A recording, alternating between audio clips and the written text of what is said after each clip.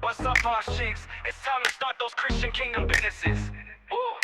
Welcome to the show, let's get on the grind. Your host Shantae is gonna elevate your mind. Unlocking your gifts, yeah, God's got a plan. Real, raw, uplifting, we taking a stand. You ready, sis? Let's rise and climb. It's CEO boss chick mentality time.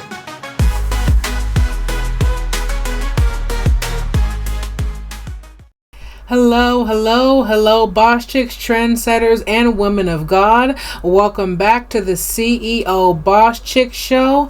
On this episode, we are talking about fear of success. Now, that sounds something that's interesting or different or weird even to a lot of people. Who's afraid of success? I know there's people who's afraid of failure, but I'm not afraid of succeeding, and you don't realize that you are. You are afraid of succeeding because sometimes you don't even realize that you're afraid of the responsibilities and the expectations and the weight that comes along with success. You're afraid of the maintenance that comes along with success. You're afraid of the jealousy and the possible envy that comes along with success. And so a lot of people unconsciously, they are self-sabotaging because they don't even realize that they are procrastinating on going after what God has called them to pursue because they are simply afraid of what comes along with the success. So that is what we're going to talk about in today's episode. Point number one, you're afraid of succeeding because you're afraid of the maintenance and the pressure and the expectations that come along with succeeding, okay? And so there are a lot of people, even myself too, actually myself to a big degree. There was a time when I was afraid of succeeding in places because I was afraid of the pressure that comes along with it. I was afraid of pursuing things in ministry and things with my nonprofit because I knew there was a lot of work associated with what I was called to do. And so there was one half of me that really wanted to be this entrepreneur, that really wanted to be the CEO, this vice president, right? But then there was another part of me that did not want to pursue these things, not because I didn't want the title or the position in itself, but because I was afraid of all of the pressure that came along with it. And for those of you most of us who have had jobs and are called to entrepreneurship or running a business who are on here, you've seen about your bosses. We've seen the pressure that came along with your bosses. You've seen the pressure that came along with maybe your pastor running a nonprofit, right? You've seen the pressures that your supervisor went through, and you barely was able to get through what you went through on your current level, right? Or the level that you were on. You're talking about pursuing something that high. That's why you self-sabotage, or you only chase after things to a certain point. You don't go fully in the way that you were supposed to. You procrastinate. You kind of pick at things. You don't give things your full all because you are afraid of, if I get to this pinnacle that I'm called to, if I get to this place that one part of me really wants to be at, I'm going to have so much pressure on me.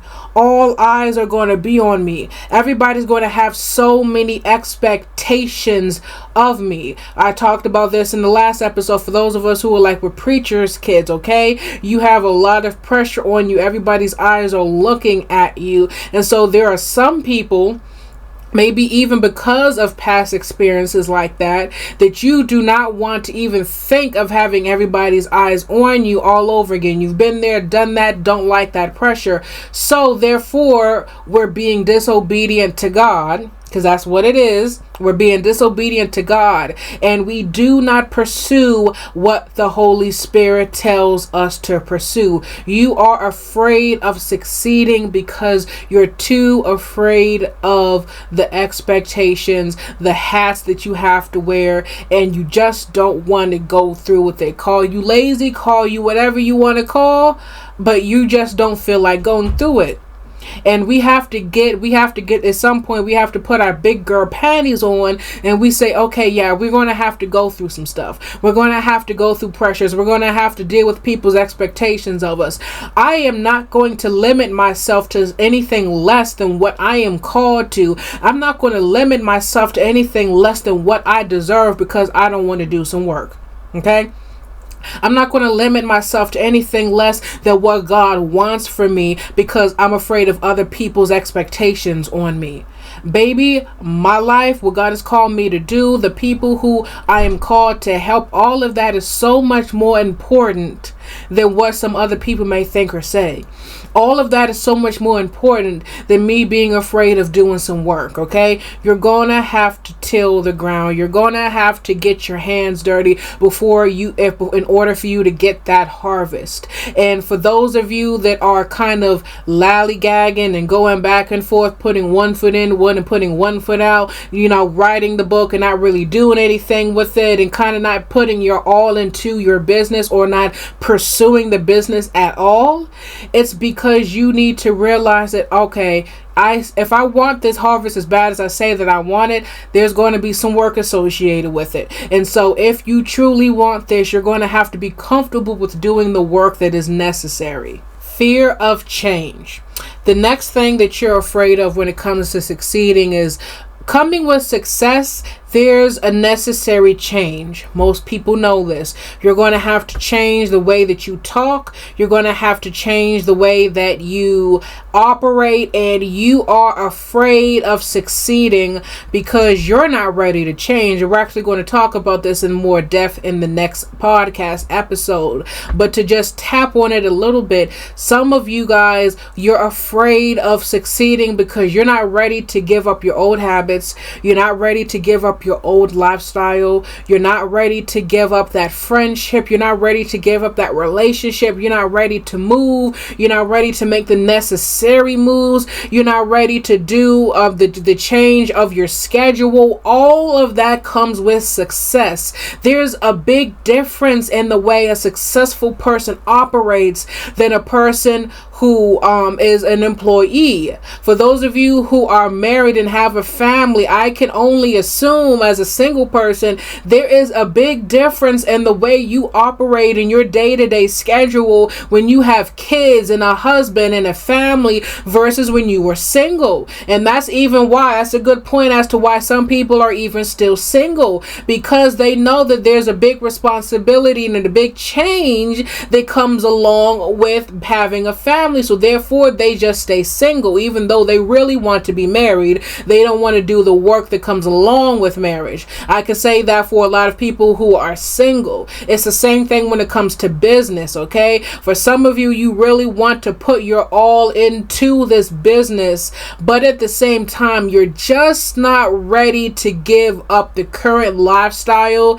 that you have. You really want to put your all into what God has called you to do, but you're just not ready to change your day-to-day life.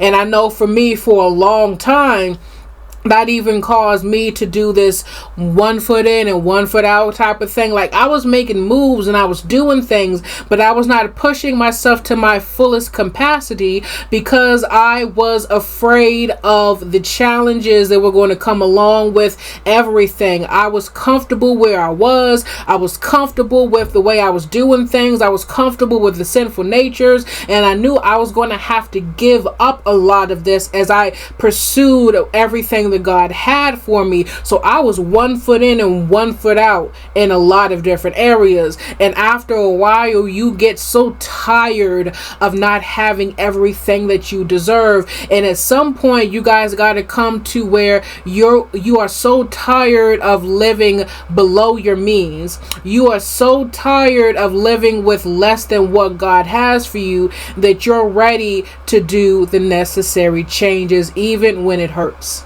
Another reason why a lot of people do not pursue their business to the fullest capacity and they are not obeying the words of the Lord when it comes to their business is because they have this imposter syndrome, and they're scared of success because low-key they feel like they do not deserve it. They feel like they are undeserving of this. They feel like they're not going to be able to handle it. They feel like they cannot do it, and so they do not pursue success. They procrastinate and they self-sabotage because if they were honest with you, they just don't feel like that they're the woman for the job. They feel like if you're honest with them, that they will tell you that I'm not deserving of this. If you're honest with yourself, baby, you will say, I'm not deserving to have this much money. I'm not deserving to have a following. I'm not deserving to have any of this.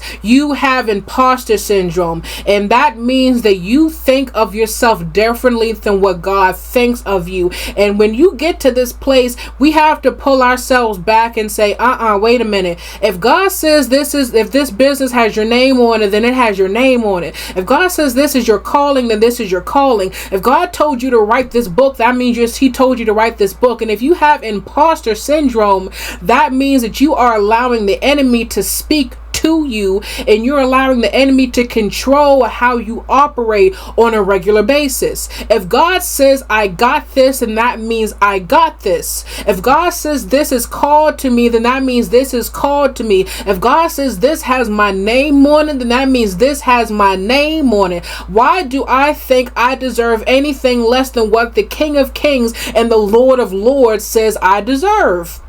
If God says you are called to that multi-million dollar business, then baby, you are. If God says you are called to be an author, then that means baby, you are. Either you trust God or you don't. So you're afraid of succeeding. You're afraid of trying because if you succeed, you feel like at some point, everybody's going to pick out that they're going to find the real you. They're going to see who you really are. They're going to see who you really are behind closed doors. They're going to see that you're really just faking, that you're a fraud because you are a leaky cup.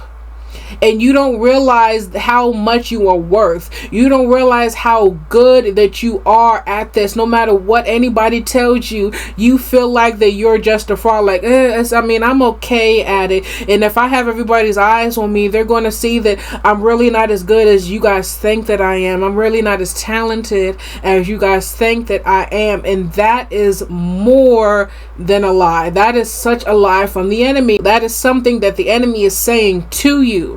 He is making you a leaky cup. So you will never pursue what God tells you to pursue because you'll never want to succeed. Because the moment you succeed, you're just afraid that everybody's going to be looking at you. And then some point they're going to figure out that you're fake, that you're not who you say that you are. And the only person who thinks that way about you, baby, is yourself. The fourth reason why I realized that a lot of people were afraid of succeeding is because they were afraid of retaliation from friends and family members. You're afraid that creating success will put a distance between you and the people that you care about. Let me tell you guys from my standpoint. Growing up, I did a lot of things. I wrote my first book at 12. It got published at 13. Back and forth with speaking engagements. Wrote the second book at 14. It got published at 16. Radio stations, news stations, articles, being in like 3 or 4 different magazines by the time that I was 17 years old. So many different things. I was in a magazine or wrote for a magazine on a regular basis for a magazine in Denmark. Okay, I did a lot at a young age. Skipped a grade and I graduated high school at 16 years old. And so when I would, as my mother, when I would go around talking to people, I would purposely tell my mother to stop telling everyone what I did, because I felt like the moment that my mother like, oh, Shantae has done this and she's done that, people automatically did not want to be friends with me. Some people are like, oh, well, yeah, that's you in your head. No, I'm serious, because it seemed like, oh, okay, I get it. Yeah, she wrote a book. Woohoo. Oh, she's been on 4 magazines. Woohoo. And I was telling Mom, stop telling everyone what I did, because I wanted them to get to know Shantae, so that way when they heard about everything that I did, there was a less likelihood of them being jealous or assuming something about me, assuming something of my personality, like, oh, well, Shantae's pretty cool, she's not stuck up the way I thought she was. I didn't want them to feel that way. I didn't want them to get jealous. And so a lot of people, you're too afraid of succeeding because you already know you have jealous friends. You already know you have jealous family members, and you don't want your friends and your family members to feel some kind of way. Oh, you big and bad now. Oh, okay. I've had people say to me, okay, you're Miss CEO boss chick now. Okay, you don't have time for me anymore. I was afraid of succeeding because I knew the separation that was going to come with it. As a teenager, there were times with friends that I could not do things because I was traveling. I had to go to speaking engagements. I had preaching engagements. I had book signings. I had talks, book discussions that I was doing. And so where the average teenager was just talking all the time, just hanging out with their friends, have nothing else to do, when they get home, they can just twiddle their thumbs and do whatever.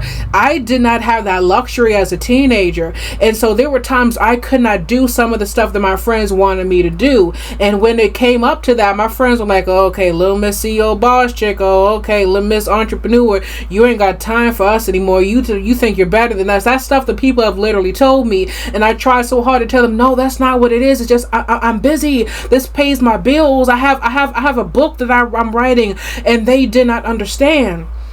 So I pulled away from who I was because I was afraid of the retaliation I was going to get from my success.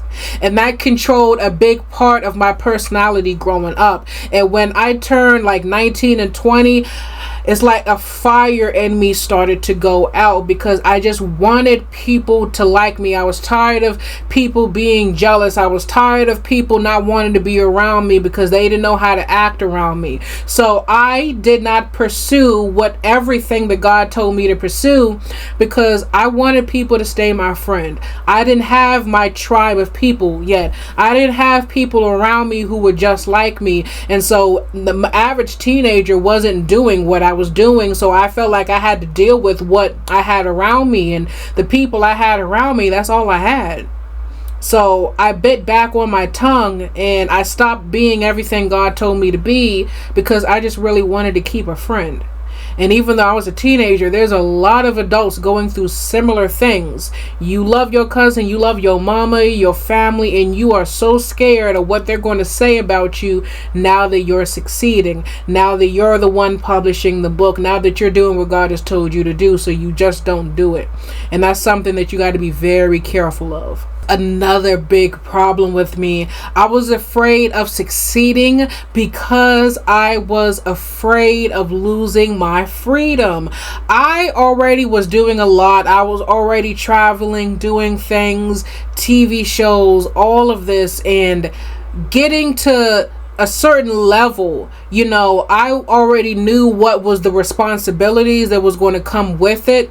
Having a growing YouTube channel, having a growing social media presence, and looking at the people who had millions upon millions of followers, looking at the people who had thousands of followers, I couldn't handle what was going on at a smaller level. I didn't even want to imagine what it felt like to have thousands of people in your inbox. And so I pulled back because I was afraid of succeeding, because I felt like I was going to lose my privacy. I felt like I was going to lose my personal time. The little time that I did have with friends and family members, that was going to be taken away. And again, they was going to be even more mad. They was going to be even more upset.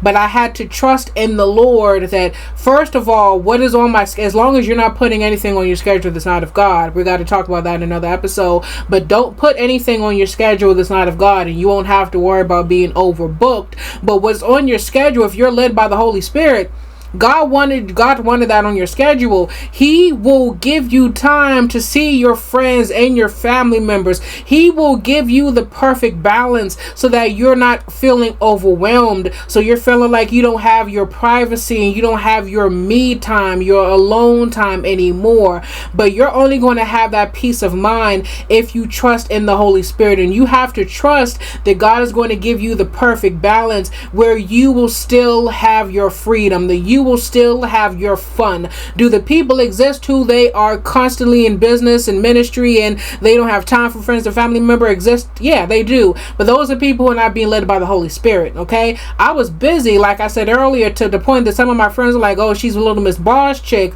but my schedule wasn't filled 24/7. My schedule just wasn't as free as they wanted it to be. So another thing is you have to trust that God is going to give you friends and acquaintances that's going to understand, okay, so Shantae can't hang out 5 days a week the way that we can.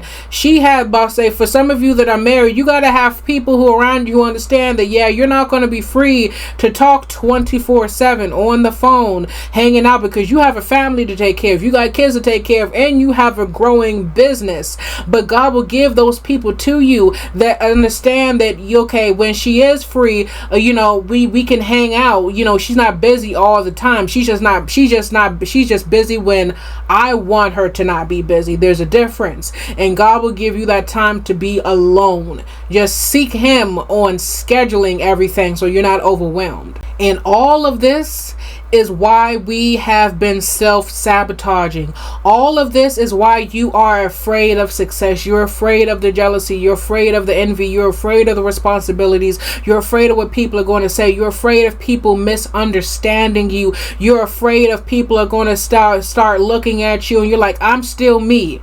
And I feel like I said that so many times. I'm still me. It's still Shantae. It's still me, guys. I just wrote a book now. I'm just not able to talk as much as I used to, but it's still me. And we have to stop caring about what people say and think. And if you're running into this problem where it feels like people are not understanding you the way that you need them to, that's probably letting you know that God is starting to pull you back from people. And some people can see that, which is why they still don't pursue success, because they kind of want to stay with the friends and family members or the boyfriend or they already have. And sometimes all of this affects relationships. Some of you are afraid of pursuing success. Even now, God just said to me, because you are afraid of losing the person that you are in a relationship with, and you're so scared of putting this person away from you, pushing them away from you. You're so afraid of not being able to be with the person anymore that you don't pursue what God has told you to pursue, because you care more about that man than you care about God. You care more about that man than you care about your relationship with God, about what God has called you to do.